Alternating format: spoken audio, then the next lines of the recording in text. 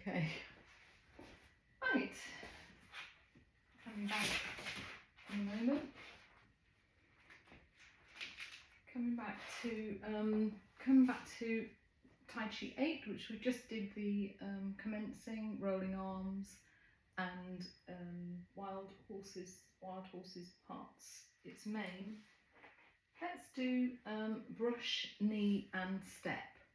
So from Wuji, in the sequence, our hands are just facing the thigh there.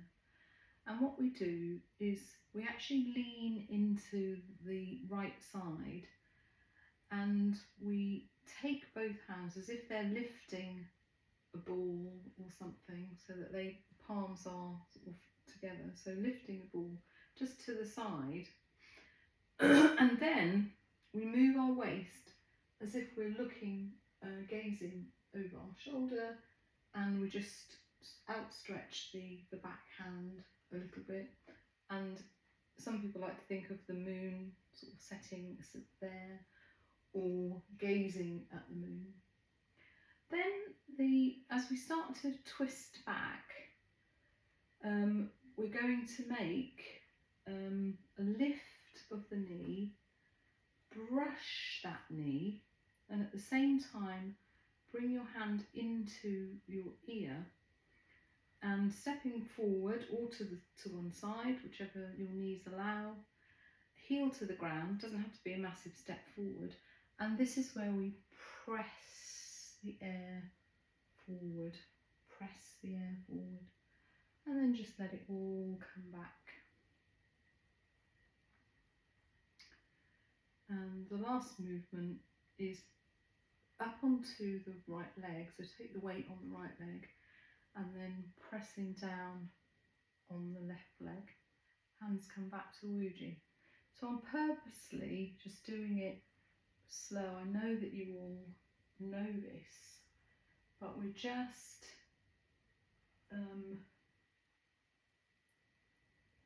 viewing it maybe slightly differently and going through each part of the motion in our brain. So trying to connect our brain with these movements. Just let your brain take over a little dialogue in your mind. And dialogue can be just how the movement is progressing, or I do this, or I do that, whatever you like to think of. You can think of it as energy running around the body.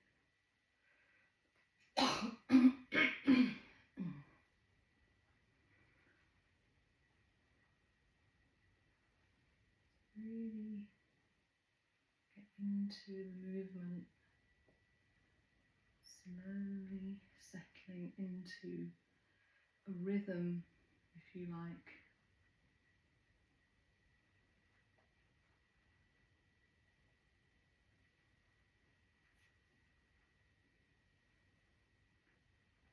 And gliding with movement, softening your expression, softening your mind, brush knee, step and press.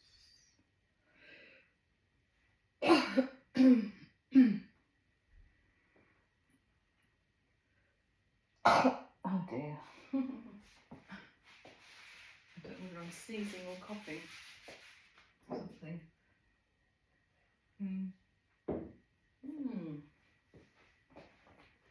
So moving on to cloud hands.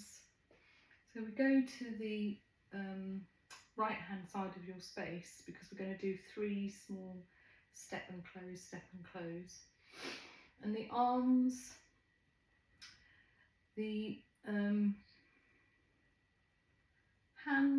the right hand comes over the belly and the left hand just above it, because as we step, we kind of bring this veil or curtain and move it across as we take the first step, and then move it back, and that goes all the way one side or the other. So there's a movement there of the hands, and then we gently step and draw that veil or curtain across, and just get into the movement again. Just use your own imagination to imagine, like some people say for this, that it is playing with the dragons in the clouds. So you can bring more energy to soft energy. Stepping this time to the right.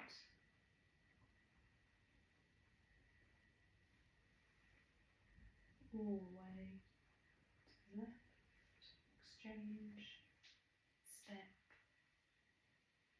All the way to the right.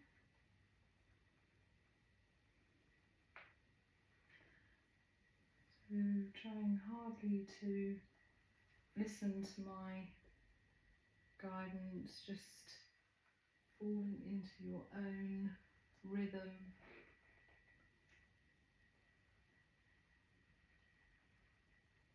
And that's one complete set of cloud hands.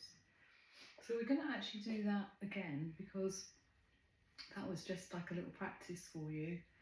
So I really want you to think of all those things. So the breath stays nice and fresh with the movement. So we're not exaggerating the breath, we're just softening it. So the breath goes into slow motion as well. And the movements we know are slow but deliberate.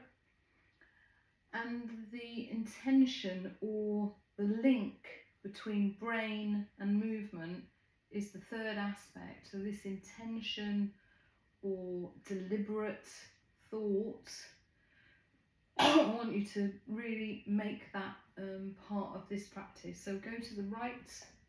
So think of the softening of the breath, the softening of the movement, and the very deliberate intention and dialogue that you will feel as you go along.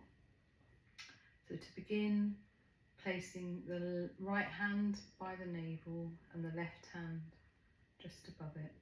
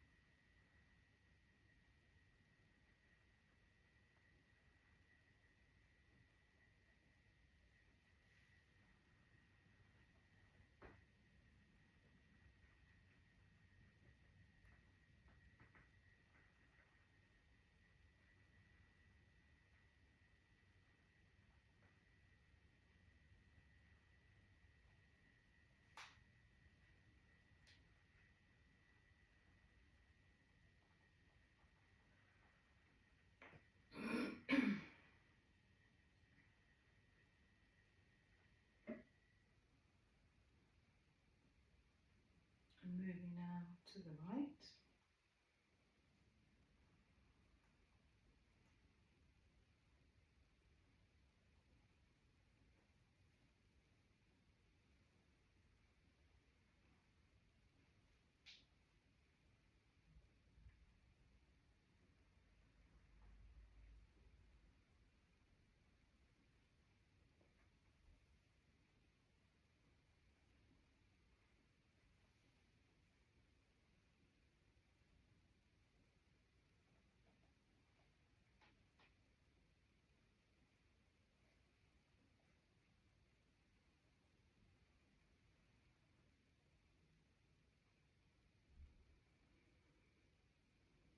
We'll just rest in Wuji just for a moment, and you can just carry on that movement in your mind.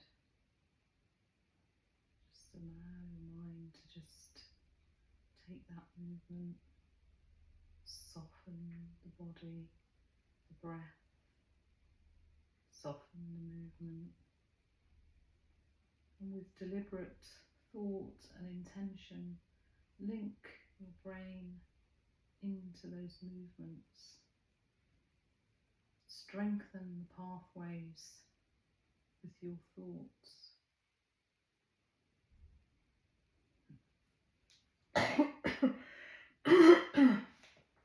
Okay, good. We do a bit of balance work with golden pheasant. Stands on one leg. So just again, we'll just do it as we've just done. So running through, so to the left of the body, raising up. And we're going to move left leg first. So all the weight to the right leg, and then lift left leg. And weight comes back on the right leg before it's up again and comes down again. So fully down, and then breathing that energy up through the body, letting it settle down. All the weight to the left side, lift right leg, and golden pheasant stands on one leg, toes up, lift and toe to heel. So you can do that with the chair, and or to help you with the balance, to get the muscles and the tendons, the ligaments, the bones, everything going. When you lift the leg, and if you can, it doesn't matter how high you can lift it, and then place it on the ground, but take the weight onto the back leg. So it's very different from pushing the weight forward or anything else. So that heel is hardly on the ground if you're doing it like this. So you lift, and where we would just hold it now and put the weight on the standing leg, we just let it drop to the ground, but keep the weight on the standing leg, okay? So off we go again, this time with more deliberate thought. So slowing the breath, slowing the movement, and using our imagination to build up some dialogue, some sort of like movement between the brain and all areas of the body. So we're just, I don't know, it's different for everybody. So if you want to use your own dialogue there, that's fine, or just go into the movement. So left side,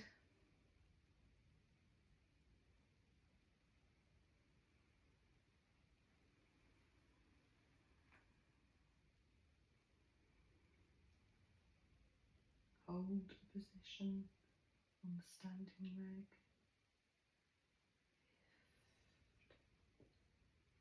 Return to Wuji. Energy, the chi come up and pushing it down.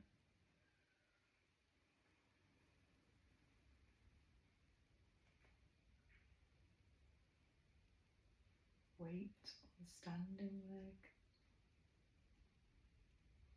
Relax the body.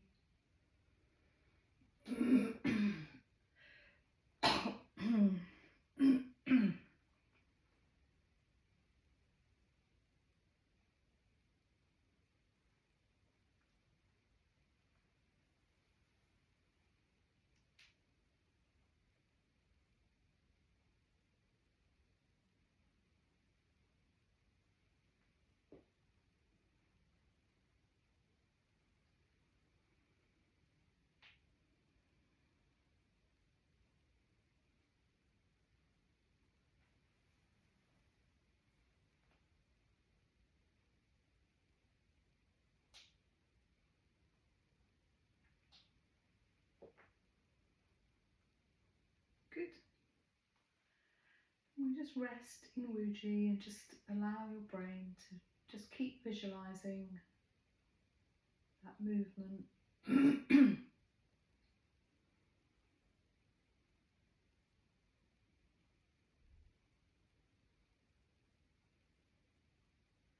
Soften and enjoy the moment of calm that you've created.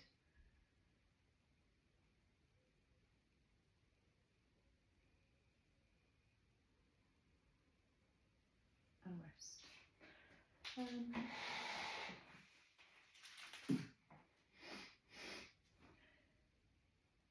With Tai Chi 16, the last but one movement is cross hands, and to you do cross hands, we need to be in a wide stance. So that's not everybody's thing, but as wide a stance as you can make it. So it's not just important that the stance becomes wider, it's also important that the bottom drops down and weight is taken on the whole of your foot. So you don't have to, I'm just going to, for visualization purposes, the bottom, eventually, when you get proficient at it, as some of the masters are, the right angle is created at the back of the body, but this stays up. So I can't do that because I've got constriction in my hips. But if you are working at it, you're just making that very subtle movement there into the horse riding stance. So again, the chair is very useful in guiding us and keeping us in our own realm. So we just do a few movements to strengthen. So everybody's going to be slightly different there. But what is important is just dropping the body as if it was coming off and on to the horse. So, like so. Cross hands. So with that movement, I'll just get the hips, I think, are warm enough to do this, but don't go mad with the wideness of that. Or if you are very wide, then just be very subtle with how far down you allow the body to stretch. So it doesn't have to be a massive amount. Okay. So into wide stance.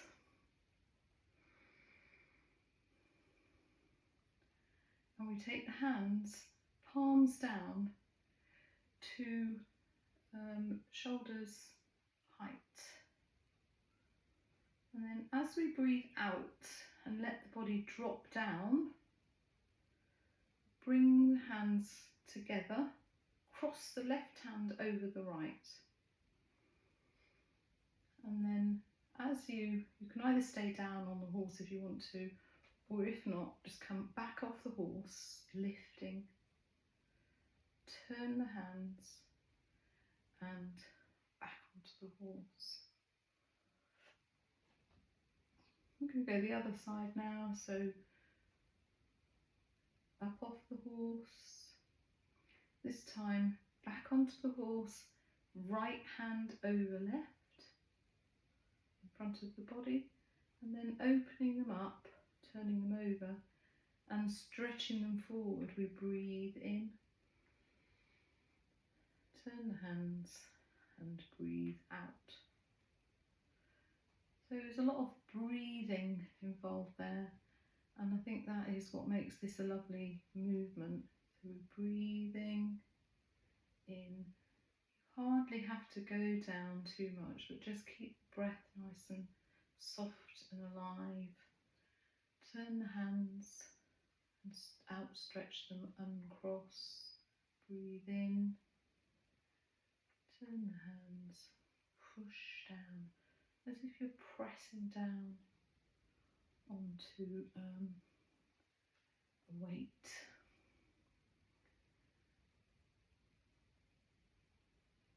This time just gently cross the hands, uncross them and lift, they uncross, press down. Again, we just use that same mentality as we have been doing today. Soften the breath, soften the movement, don't exaggerate the movement, soften it. And with deliberate thoughts and intentions on creating better pathways between all of our nerves, fascia, ligaments, tendons, the blood and the lymph. So everything that's going on in the body can be affected by these soft and subtle movements. We just have to create our own space to do them. And once we can get into the habits of doing that, comes the feelings that you are somehow just enhancing and touching in to all the control centres around the body, the hormone levels, the movement of the blood. So they sometimes do call this like internal kind of workings, because we're not really doing massive movements, and we're really softening our approach. But what we are doing is our brain is keeping us in this mode of enhancement. Our brain wants to help out. We just need to allow it. Nobody knows why human nature really goes whatever way, but there's been a lot of work done, like I was talking earlier about athletes, and there's been a lot of work done about how the mind and body and our spirit is all really connected with our performance. So even if we're talking about our daily performance, nobody wants you to run a marathon, but if that's your thing, off you go. I think if you have ailments and disorders, your mind seeks something, so it doesn't want to give in to that. That's an important thing, is like accepting that we don't have to give in, we just have to work at a different pace. And I know people who have been paraplegic, for example. My father really was an amazing example of this, of how he just was so determined to strengthen his upper body. He had the mindset to do just the smallest things that would make the difference. Anyway, guys, it's been lovely to be in this soft environment with all of you, and I hope that you have a good week and that we take full advantage of the cool air that's around at the moment and learn to love it, because we do.